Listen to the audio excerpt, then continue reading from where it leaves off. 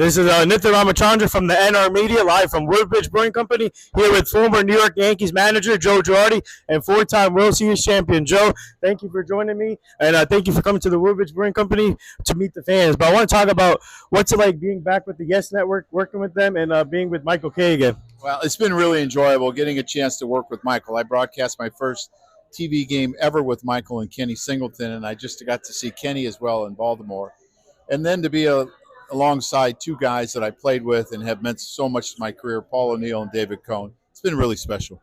Talk about what was it like playing for the Yankees and being a manager for the Yankees? How special was that for you throughout your career? Well, I think it's, one of the greatest things I ever got to do in my career, just because of what the New York Yankees stand for.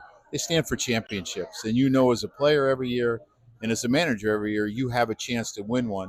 And that makes it special going to the ballpark every day.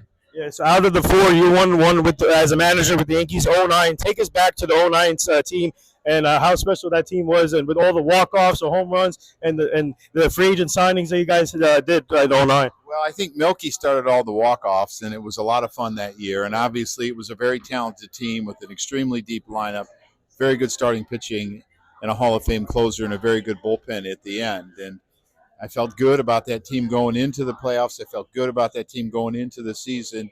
And obviously the players have to go out and get it done, and that's what they did. So Hideki Matsui's coming here too at some point. So talk about what was it like managing Hideki Matsui. True professional. You knew he was always prepared. It was going to give you everything he had, and was a very clutch hitter. And you loved when he came in big situations. And Derek Jeter would always say, "Don't bring the lefty in. Don't bring the lefty in to face him." And every time they did, he'd get a base hit. And the other thing they always told him, it seemed like he hit a home run every time on his birthday. So they tell him it was his birthday every day we had a big game. And it's just when a player's so professional and is always prepared, and you just have to write his name in the lineup and not worry about him, he's easy to manage.